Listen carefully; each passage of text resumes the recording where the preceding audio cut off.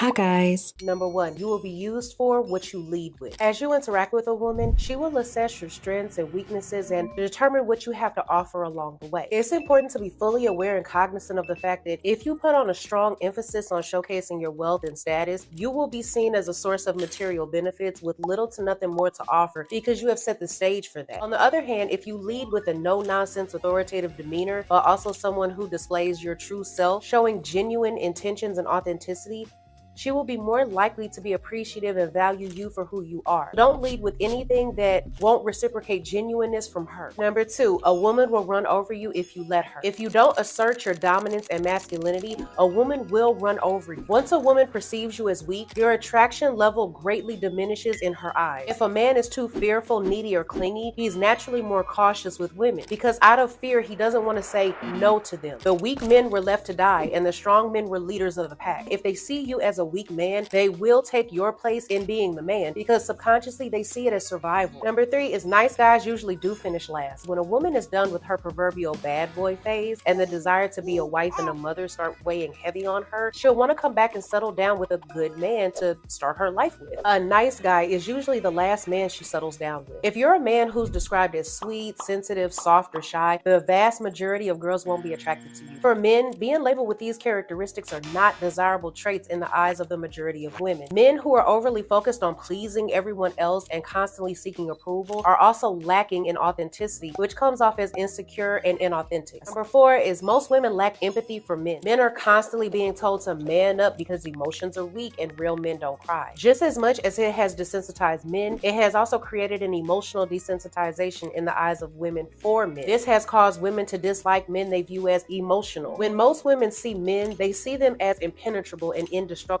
The fact that he's still only human with human emotions and feelings falls by the wayside. Number five is most women like emotionally unavailable men. Most of the time, you'll find that women even themselves don't know why they're attracted to men like this. You'll hear them say things like, I don't know, it's just something about him. People tend to place a higher value on things that are rare or in short supply. When something is difficult to obtain or seems unobtainable, the desire for it increases. The challenge of pursuing something that's difficult to obtain is usually part of the appeal. The thrill of the chase and the excitement of possibly getting the one that's unavailable can make the desired outcome even more desirable. So the idea of obtaining something that's restricted or prohibited can be intriguing and therefore increase the intrigue of it, which increases the desire for it. The sense of accomplishment that results from finally obtaining something that you desire causes your self-confidence to skyrocket. Reality number six is a woman will constantly test you. Women will test to determine if you're a good match for a potential partner. She's measuring confidence. She's determining boundaries. Reality number seven, the main thing all women want is security. Yes, the world has changed and women are more independent, free-willed, and self-sufficient now more than ever, but a woman's instinctive desire to feel protected by a man hasn't gone anywhere. It's a hardwired instinct that even the most independent woman will bow to. Making a woman feel secure is the key to her heart. This is why a woman will stay and even remain faithful with a man that she doesn't love or doesn't even really like, because he has been so successful at making that woman feel secure in whatever regard that might be, that when she weighs the pros and cons of the man, the benefit of the security he provides to her will win every single time. The eighth reality is a woman's physical desirability is everything to her. Before girls are even 3 years old, they're subconsciously and subliminally taught that being beautiful is their first and foremost important obligation. One of the very first things that we say to a little girl is something like, well, aren't you pretty? Or, well, look at all that beautiful hair. Or, she's so beautiful. These are the things that girls experience as a child that shapes her reality as a woman. This causes an inflated sense of self and places an extreme importance on the need of being wanted and desired. So women start leading with their sexual alter ego. The ninth reality is attention is the main driving factor for most women. A woman puts the most effort into how she looks. Everything else comes second. This is why hair, nails, and makeup are multi-billion-dollar industries.